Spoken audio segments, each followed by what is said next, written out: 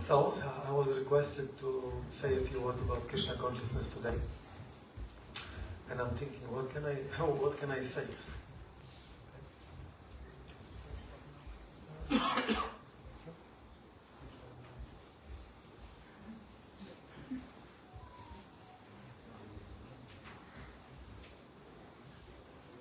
So please give me a blessing that I can actually say something that will be inspiring and meaningful. We are all here by the mercy of Srila Prabhupada, A.C. Bhaktivedanta Swami Srila Prabhupada. And the only reason why he came to the Western world was to educate us about who is Krishna and what is our relationship with Krishna. So Srila Prabhupada gave us Bhagavad Gita, he gave us so many beautiful books. And let's try today deepen a little bit of our understanding who is Krishna and what is our relationship, how we can develop this relationship with Krishna. So I would like to read one verse from Bhagavad Gita, from the 5th chapter. And one of you remembers what is the title of the 5th chapter of Bhagavad Gita? Anyone else? Please. Karma Yoga? Yes, and? The 3rd chapter is Karma Yoga, the 5th chapter is Karma Yoga, and there is like a little bit more. Action in Krishna consciousness. Okay, and it will be verse number 18.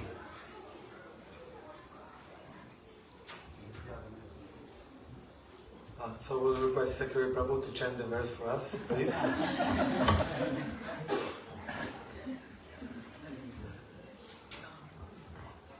Vidya Vinaya Sampanne Vidya Vinaya Sampanne Vidya Vinaya Sampanne Vidya Vinaya Sampanne Brahmane Gavihastini Brahmane Gavihastini Brahmane Gavihastini Brahmane Gavihastini Sunichaiva Svapakecha Sunichaiva Svapakecha Sunichaiva Svapakecha Sunichaiva Svapakecha Pandita Samadarshinaha Pandita Samadarshinaha Pandita Samadarshinaha Pandita Samadarshinaha.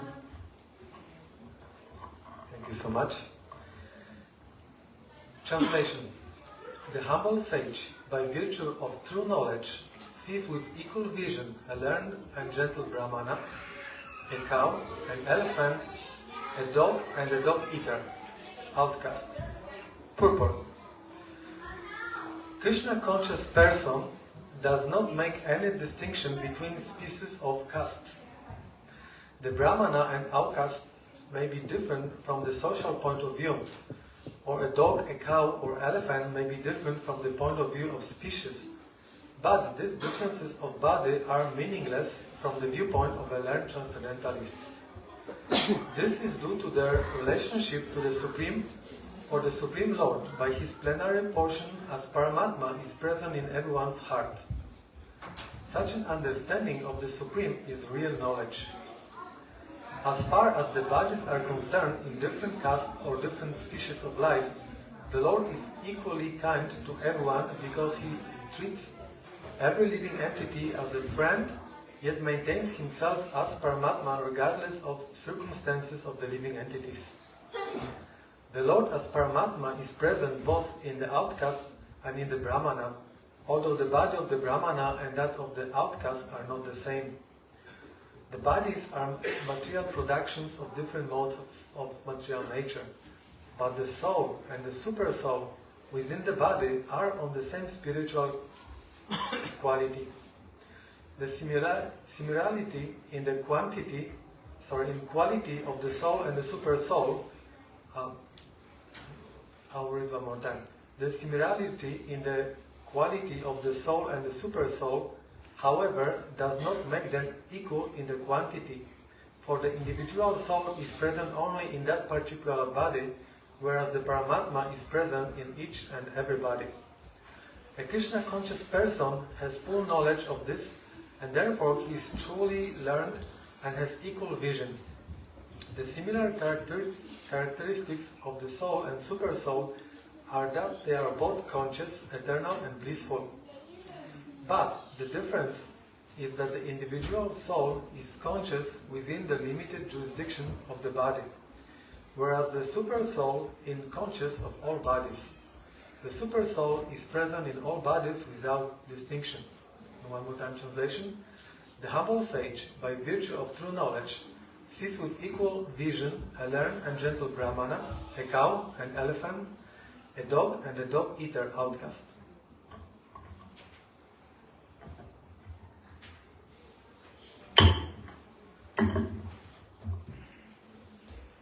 Hare Krishna.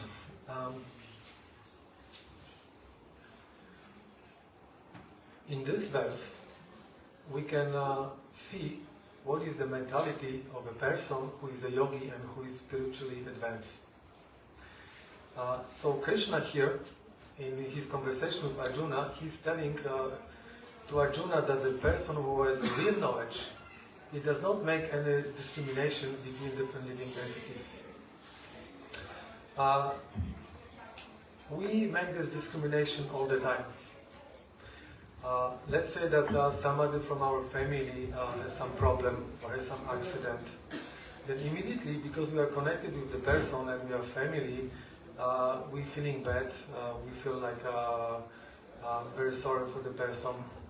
We want to go and we will try to, help or do something for that person. But at the same time, there is so many different accidents and problems around the world, and we may hear in radio or in the television or we can see on the internet that there is so many accidents happening. And on one hand side, we think it is not nice, but we are not really affected because we do not have a relationship with these people. It's sometimes few people died in America and they're making such a big thing about it. But there are some poor countries and there are thousands of people dying from different disasters. And yes, it is mentioned in the news, but no one really pays attention. So, why is that? Because we identify with this body and we are attached to everyone who is connected to this body. However, this is not the perception of Krishna, and this is not the perception of a person who is dear to Krishna or who knows Krishna. Krishna is actually the father of every living entity. And you as a parent, you might be very, very much attached to your own children, but when something happens to someone else's children, it may not be nice for you and pleasant to hear, but you are not affected in the same way, because you are really attached to your own children. But for Krishna, everyone is dear, and Krishna is wishing well to all the living entities. And in the similar way, a devotee or the Vaishnava, because he understands the heart of the Krishna, he does not discriminate. Those are good souls, those are bad souls. Devotee of Krishna is wishing well to every living entity. It is explained in this chapter at the end that Krishna is a well-wisher, or he is the friend of everyone. So what is that friendship? That friendship is not that he's spending time together and watching movies, but this kind of friendship means that Krishna, despite of our desires, who we are, what we're doing, he's wishing well to everyone, and he would like everyone to prosper and to be happy, to be satisfied. So devotees of Krishna, they taking the same mood that Krishna has, and they wishing well to everyone, every living entity, without discrimination. If he is born in the body of animal, or if he's some outcast or shudra, or if he's a brahmana. Now they even feel well-wishing to people who have demonic qualities. We know that Srila Prabhupada always was signing his letter, "Your ever well-wisher." Ever well-wisher. No matter what, he will be wishing well to all living entities. And this is why Srila Prabhupada came to the West, and this is why Srila Prabhupada dedicated his whole life to educate everyone all over the world about who is Krishna, how wonderful Krishna is, and about our relationship, forgotten relationship with Krishna. And Srila Prabhupada came to give us the process by which we can develop this relationship and by which we can develop love for Krishna. And what is this process? What is the main element of our process? Chanting. Chanting Hare Krishna. Can we chant without understanding?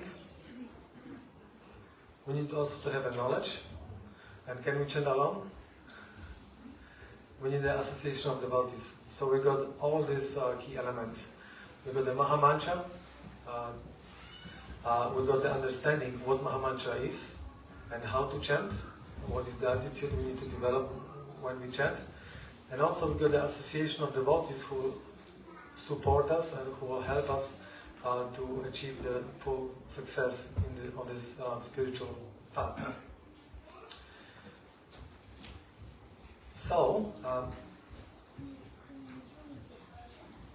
Krishna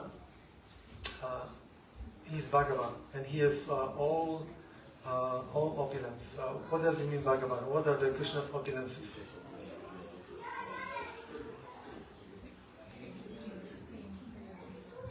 What are you missing in your life?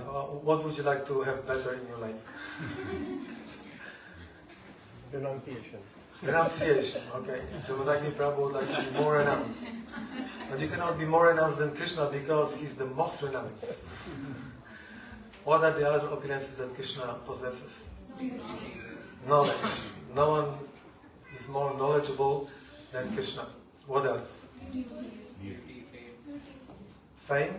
No one is more famous. No one is more beautiful. What else? Strength. No one can conquer Krishna except devotees. Wealth. So you see, Krishna has all those things that most of us, like most people, trying to achieve and hanker for.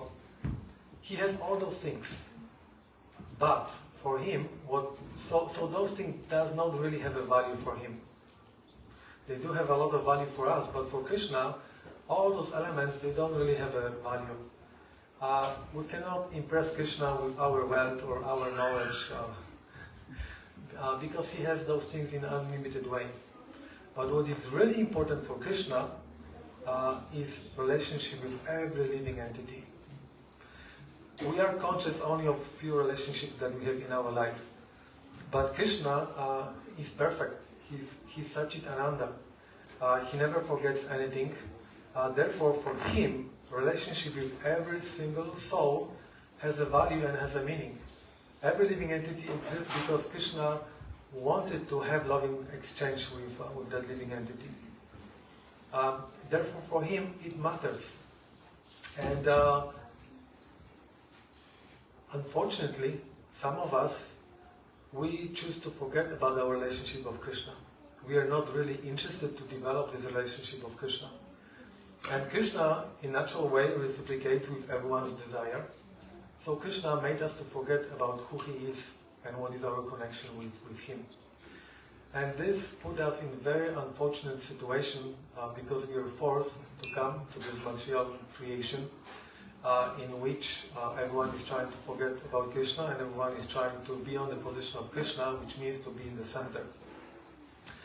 And what is unfortunate is that this kind of mentality, which follows by our action, creates a lot of suffering and problems in our lives. Not in one life, but life after life. Krishna is very clear in Bhagavad Gita that this material world is a place of suffering, and it doesn't matter if you're on the higher planet or if you're on the lowest planet, because we lost our connection, because we lost our relationship with Krishna on our side, we are forced to experience the reactions of our independent action. And because we're acting without the knowledge, we are actually forced to suffer. There is no need to speak about it more because everyone has experienced that the happiness in the material world, those are those few moments when we don't suffer. when we have a relief from our problems, we manage to solve the problem, then we feel happy. But this is the real happiness. So, Krishna gave us this beautiful process, and devotees, because they know the heart of Krishna, they come to serve the desire of Krishna. In the Prana Mantra to Srila Rupa, to Sri Chaitanya Mahaprabhu, in the Pranama Mantra to Srila Rupa Goswami, we chant Sri Chaitanya Manobhishtam. So we praying that Srila Rupa Goswami, he knows what is in the heart, he knows what is in the mind of Lord Chaitanya Mahaprabhu. And because of this, he created this whole mission of Sankirtan movement to bless people with the Krishna consciousness and with the pure love for Krishna. And who is Lord Chaitanya? He is Krishna, but he is actually in the mood of Srimati Radharani. So Srimati Radharani, as the best devotee, who is the most compassionate, she can see that there is so many living entities that although Krishna is everywhere and although they have a relationship with Krishna, somehow or other they are under illusion and they forgot about this relationship and they suffer. So Lord Chaitanya came here to connect the whole world with Krishna, to give this love for Krishna to everyone. Therefore, Srila Rupa Goswami, he established the mission, and the purpose of this mission is to give this knowledge about Krishna, Krishna consciousness, the process of Krishna consciousness to everyone. So we are very, very lucky because we are born being in this material world. No one really knows for how long. That's why Bhaktisiddhanta Maharaj, he says that we've been here since time immemorial, because no one really can track how many lifetimes we've been trying to enjoy in this material world in forgetfulness about Krishna. So Srila Prabhupada, representing Srila Rupa Goswami, he came here exactly with this mission. And this is the only purpose of Krishna consciousness, to help other people to remember about Krishna, about the relationship with Krishna, and also for us to advance in Krishna consciousness and ultimately develop full love of Krishna. So there is no better way to advance than actually serve this mission, because this is the real mood. This is the real purpose of Krishna consciousness. We all practice Krishna consciousness under the direction of other devotees. We practice Krishna consciousness under the direction of our spiritual master. So the two most important things that we can take from the spiritual master are his instructions, because those instructions are not different from Krishna's instructions, and the only purpose for those instructions is for us to become fully Krishna conscious. And the second thing is the mood, is the attitude. That's why those who really want to quick advancement in Krishna consciousness will give their heart and soul and their lives to preach Krishna consciousness. And preaching Krishna consciousness does not only mean that we're trying to bring new people and tell them about Krishna. Preaching also means that we are assisting devotees who came to Krishna consciousness throughout their lives to make progress. We are assisting them to go through all the stages of devotional service, through their anartha nivriti, through all the challenges dealing with the different situations that Krishna is providing for the purification. That's why it is a beautiful process, and everyone can be engaged in service. So, material world means that we're putting ourselves in the center, and as a result of this, we're suffering. Spiritual life means that we're putting Krishna and other people in the center, and because it is our natural for us to serve others, this is something that really opens our heart, and this is something that really gives us pleasure and happiness and satisfaction. So, Krishna is not looking satisfaction in things. Krishna is looking for his happiness in serving devotees. And in the same way, the real happiness lies not for us in achieving different things in life, but in cultivating our relationship with devotees and with Krishna. And this is the essence of Krishna consciousness, appreciating devotees, loving them, and serving them, serving together Krishna. Those are the few things that came to my mind. So I will stop now. If you have any questions, comments, you can have a discussion. Please.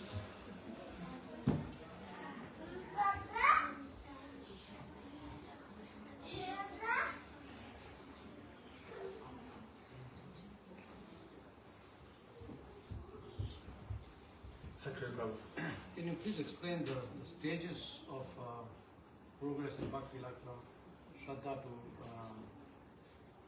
Sadhu Sangha to Harekrishna? Most of the time we hear that we get stuck at the stage of Anartha Nivritti. And Anartha Nivritti is a very long stage for many of us, at least for me.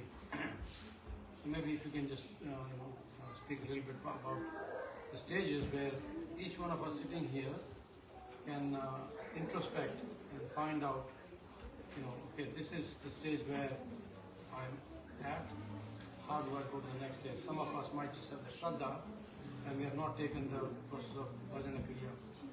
Some of them, maybe still Sadhu Sangha, but no Bhajana Kriya. Some of them Bhajana Kriya, but no Anartha Nivritti like that. So the question is if I could speak something about different stages of developing love of Krishna. We hear from different acharyas, from Vishwanath Chakrabarti Thakur, that this process of developing love for Krishna can be divided in different stages. So in the beginning, we have Shraddha, which means that somebody awakens faith in Krishna. By awakening faith in Krishna, a person is interested to have association of devotees of Krishna. Through this association, the person starts performing devotional service. Performing devotional service leads to purification of the heart. Everything that is unwanted in the heart, our misconceptions, our attachments, are gradually removed. And we come into the moment in our life when we achieve steadiness in our spiritual life. After this steadiness, we start developing real taste for Krishna. This taste is turning into attachment, and this attachment turns into initial feeling of love for Krishna. And then by association with the devotees who have this love for Krishna, it turns into pure love for Krishna. So those stages are like Shraddha, which means like initial faith. Then Sadhu Sangha, association of devotees, Bhajana Kriya, service, Anartha Nivritti, purifying the heart, Nishta, steadiness, Ruchi, taste, Ashakti, attachment, and then Bhava, initial state of love, and Prema, which is pure love.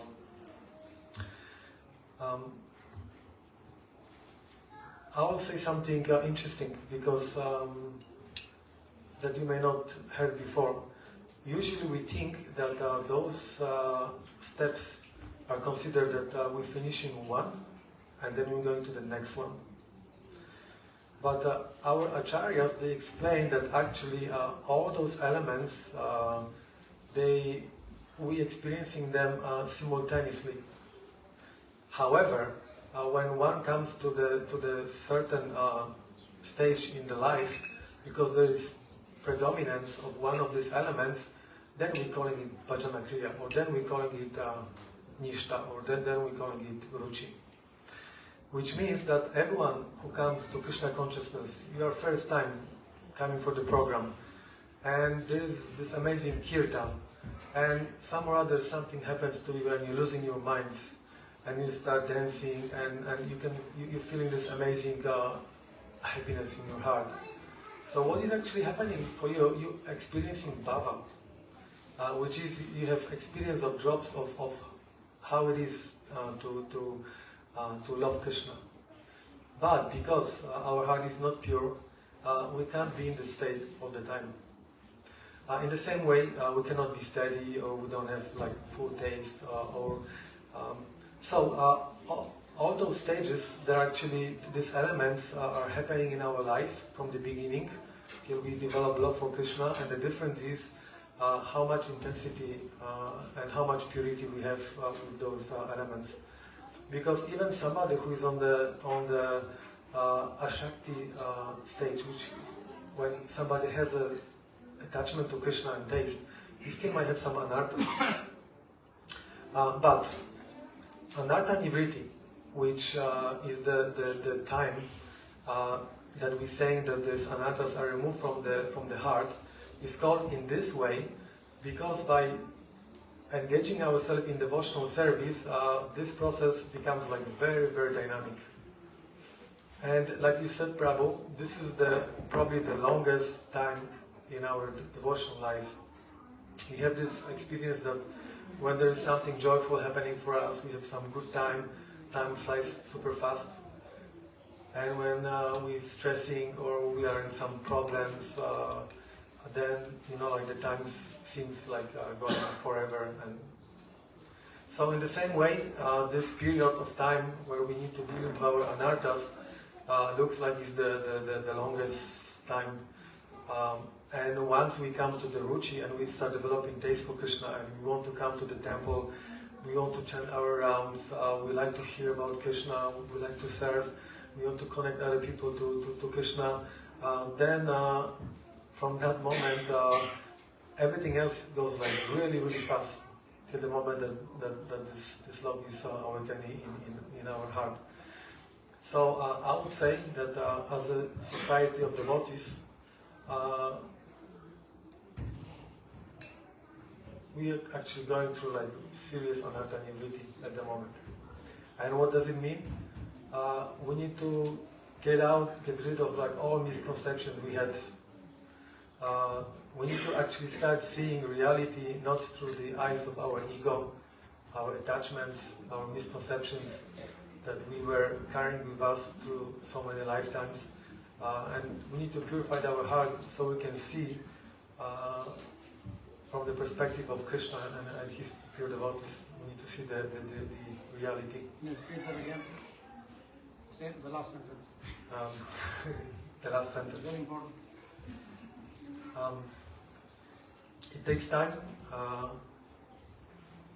and we become purified from all the misconceptions that we have about spiritual life and that are coming from our ego that we carry through many lifetimes. And we're learning how to see reality from the perspective of Krishna and his pure devotees, and deal with others in the way how Krishna deals and how pure devotees deal with situations. Those were the few things that just came to my mind. I don't know, does it... Thank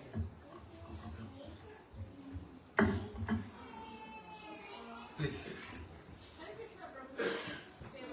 Some Darshina, like how Krishna sees everybody as the same, how can we apply everyday life as a devotee? How Krishna sees everyone in the equal way, and how we can apply this in our day-to-day life. When we start reading the 7th canto of Srimad Bhagavatam, it is in a beautiful way presented that we can make a distinction that there are demigods and there are demons. And those guys are good, those guys are bad. But it is explained that for Krishna, everyone is his energy. And Krishna is equal to everyone. So, creating this duality that someone is good or someone is bad, it's like you have a children. And your children may fight each other. One children may behave nicely, the other children might not behave nicely. But you are still a parent, and you love your children no matter what is their situation in their life. But at the same time, you deal with them according to how they're dealing with you. And in one of them misbehave, you may like to put him on the side and try to bring him to the proper attitude. So saying Krishna is not really discriminating that, like, oh, those are the good guys, those are the bad guys. Krishna is equal to everyone, which means that he is wishing well to every living entity, and he reciprocates with everyone. So, if somebody wants to love him and wants to be a devotee, this is the most pleasing for Krishna, because this is what he really likes. So he's willing to do anything to serve devotees and protect them, make them happy. But if somebody wants to forget about Krishna, Krishna also reciprocates. If you are not interested, I will make you to forget. That's why Krishna says, from me comes forgetfulness, knowledge and remembrance. He will make you to forget that you are not successful in the past life.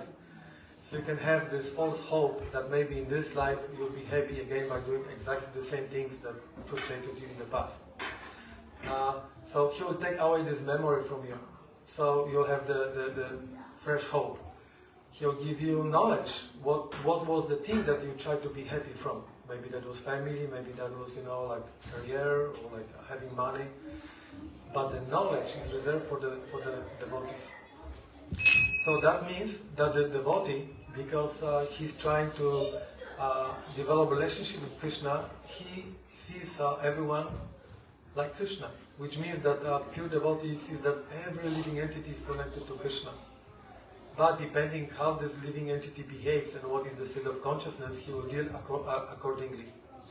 So it is said that the Madhyamadikari devotee, he will serve and respect other devotees who serve Krishna. For the innocent people, he will try to help them with their ignorance and remind them about the relationship with Krishna. He will try to engage them in service to Krishna. For people who are atheistic and are demoniac and are like inimical, he will just keep away and avoid the association. So in the same way, this is what we're doing in our life. We respect people at our jobs, works, and many places. Those who are, we see that they're potentially, we could make a difference in their life and tell them about Krishna. This is what we do. We spend the time with in the association of the devotees to serve them. We especially trying to serve our spiritual master, to assist him in his service. So, does that answer your question?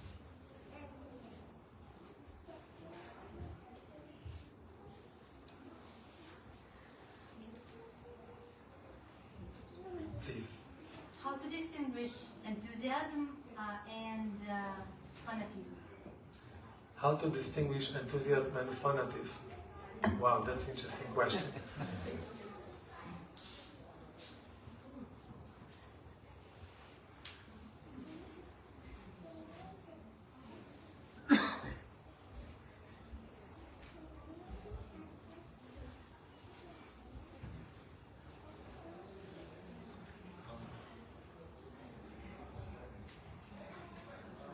I would say whatever will help you. Okay.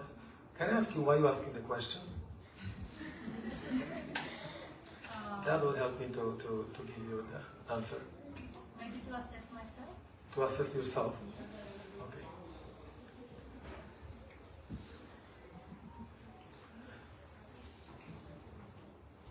If you want to go somewhere,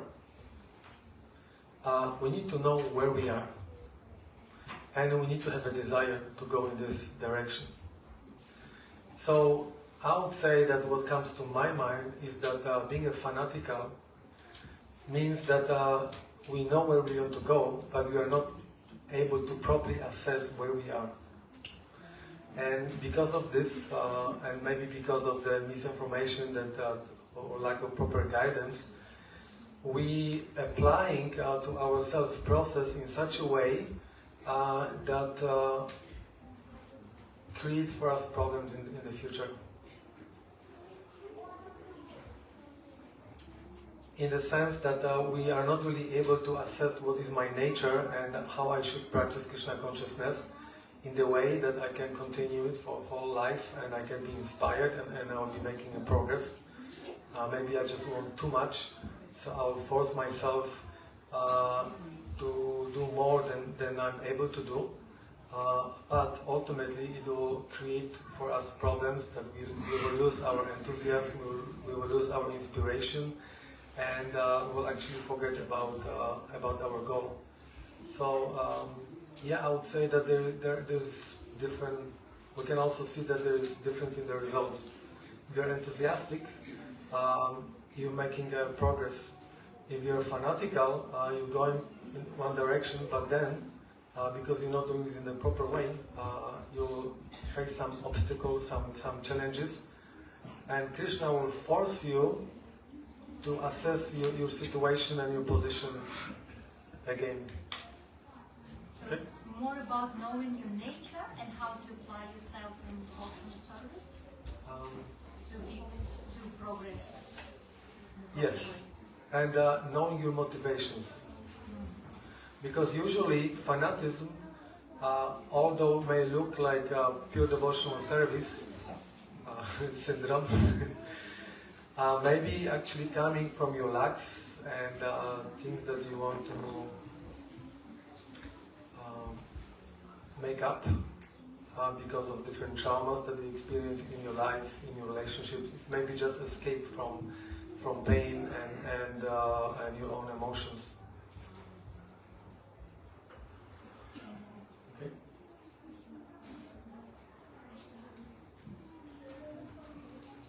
Which ultimately you never lose, because if you are connecting to Krishna, you will always be victorious. Yeah, please. Just a very general question. How do we find our service? What our service is? Sometimes we do all these different types of services and totally exhaust ourselves, coming to a stage of burnout. And in the process, we don't actually really understand what our service is. Of course, if it's an emergency situation, it's different. But how do we find what our service is, what my nature is, and how So you're asking general question and expecting a detailed answer?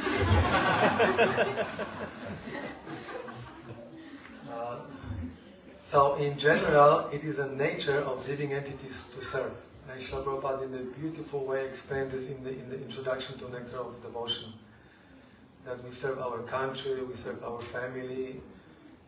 If we have no options, we're getting a dog and we're serving our dog and showing love. And so service is part of who we are.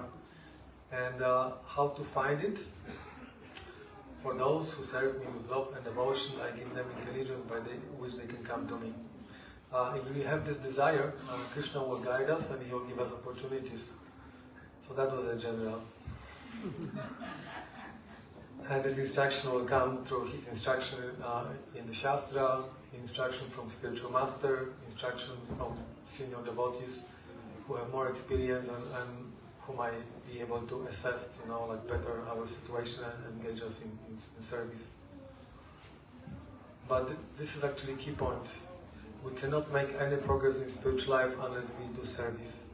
Because to love somebody means to serve. And Krishna is not interested in the results of our work. He's interested in the act of devotion, of love that we offer to Him. That we're trying to do something for Him, for the pleasure of His devotees.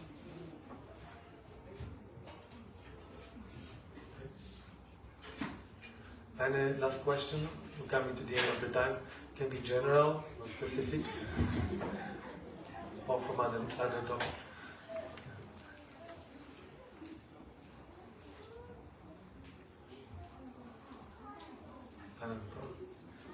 Just a question regarding when you are in the process, do you have to be gauging your progress all the time, or you just go with the flow? You're doing your service and you think that you are progressing, doing more service, or more engaged.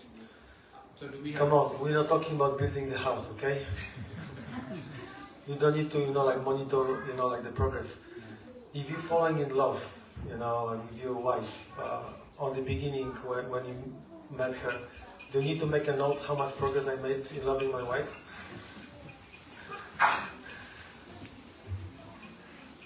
So, I'm just pointing out that, this is not a mechanical process.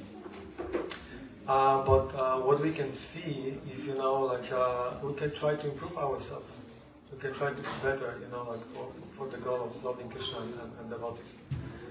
Not by comparing ourselves to others, but to seeing, where I am and how I can improve myself. Okay?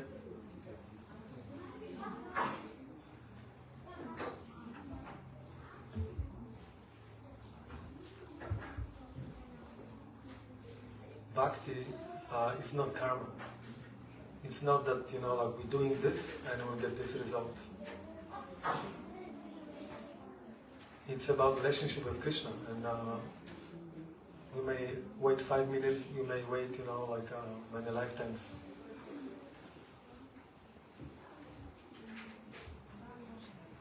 But it is not mechanical process. Ultimately, when we have the strong desire to love Krishna and love his devotees, and when Krishna's devotees see that we have this attitude,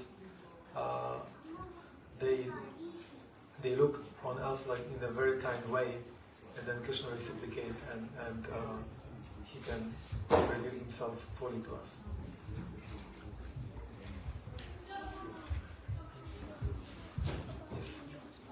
So how can we improve our steadiness in bhakti? Some days we are enthusiastic, next day we are recovering. How can we improve our steadiness in Krishna consciousness? There's only one way, continuing. Because if you cannot be steady in your Krishna consciousness, it is because of your conditioned nature. It is like the nature of love Krishna is eternal quality. So some people are more in the mood of goodness, and for them to have good sadhana and be steady in reading, in chanting, comes like really easily because they are conditioned in this way. Some devotees, they might be coming more from mode of ignorance or passion, and also we may be committing offenses. So it's very hard for us to be steady in Krishna consciousness. But the only way to become purified from our conditioned nature is by performing devotional service. So whatever bad qualities you have can be purified by serving Krishna. So I forgot. I had a break. I just get up and I continue. As many times as I stop, I just start and continue my Krishna consciousness. And that's why association of devotees is so important, because they will help us and they will be kind to us, and they will give us time so we can actually go through this time until we can really appreciate it, and we can come back and we can continue. The children, when they're learning how to walk, it's not that they just stand one time and they just start walking. It takes them quite time, and they need to fall many times. Even if they can walk few steps, they will still sometimes fall. So we are actually kids in Krishna consciousness. Like adults, maybe Baba Bhakti. We may be in the adults' bodies, like even old bodies. But in Krishna consciousness, we are like really the beginners. Initiation is just the beginning. It is said that bhajana kriya, or like devotional service, actually starts from initiation, because then our service is authorized and is under the guidance of the spiritual master who is connected to Sampradaya and connected to Krishna. So, as the children, we don't need to be perfect. Our perfection is that we have genuine desire to serve Krishna, and we're doing our endeavors. And even if we fall down from time to time or make some steps back, we should not be discouraged by this. We can be inspired that one day I will make it. So is it a good time to stop?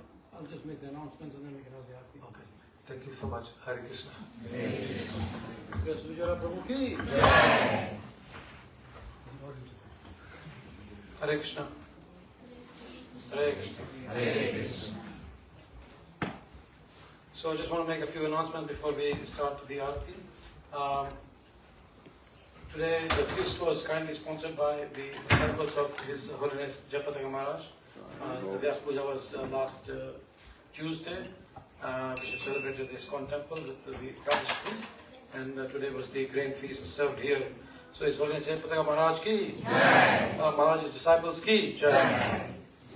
And today's cooks, the list is incomplete, so I'm going to add some names here. Sukeshwari Mataji, Purnam Kushal Mataji, Shri Radha Maharani Mataji, Shanti Rupa Mataji, Anandi Mataji, Jai Shri Mataji, Kirtida Mataji, Rukmini Mataji, Gangeshwar Prabhu, Shanti Rupa I mentioned, and then Vishwambar Prabhu. the main cook devotee. So please give them a big Hare Bol. And of course, we all want to see a very clean kitchen and a clean prasadam all the time. So the cleaning team, generally, we underestimate the power of the cleaning team, but if you understand that yes, any place we go, we want it to be clean. So the cleaning team is as important as the cooking team, and is as important as the prasadam honoring team. So today's cleaning team was Team Keshava, Jai Prabhu, Satyam Prabhu, Chirag Prabhu, Dhaval Prabhu, Gaurav Prabhu and Meher Prabhu. So please give them a big Hare Bol. Also, Param for cleaning up the hall, vacuuming the hall. okay, Param. where is Param? Param, thank you very much for cleaning up the hall. So yes, these are the little things we appreciate. Actually, many times when we see our job is just to express our gratitude. Vishwanath Prabhu, whenever he's here regularly, he'll make sure that the plates which we are eating in, they're nightly and tidily, stacked. The cups, the prasadam garbage is there, everything's pakka, and then everything just goes in one small bag and it's all disposed of very nicely. So these services, we should actually honor them and appreciate our great.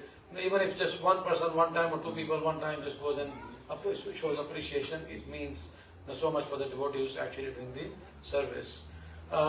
Important announcement that next weekend we have the Easter weekend. We have the Japa immersion retreat. Now for some of you it might be something new, but for devotees who have been actually practicing even for a long time, or for someone who has been chanting 1 round, 2 rounds, 4 rounds, whatever on a daily basis, I would say that we must attend this. We have kept the timings very, very convenient. Shri Radha Giri Govardhan ki jai. So, the timings are Friday 9:30 to 3, including lunch. We'll have a 2.5 hour session in the beginning, then lunch, and then a couple of hours in the afternoon. And then after that, the timing is free for us. Saturday, we'll just start before the Saturday feast, so that also, the whole morning we have with us.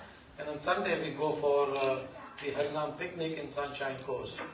Now, if you're planning to come, please register. We have sent the registration forms. The QR code is there. And if you register, it helps us to gauge for the prasadam. Otherwise, if you don't register and come, then you might not get prasadam. And if you register and don't come, then someone has to, honor the prasadam the next day. So it's better if you register and come. It makes our life very, very easy.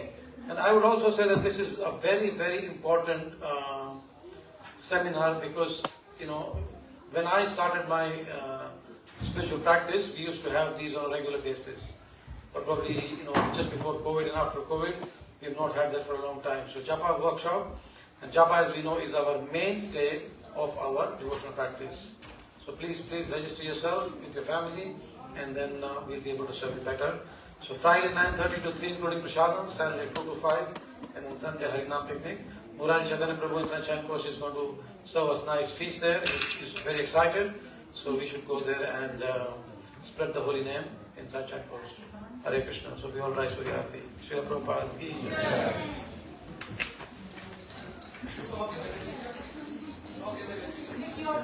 The QR code is there. Where's the QR code? Just outside. Yeah. Young man, can I offer you a garland?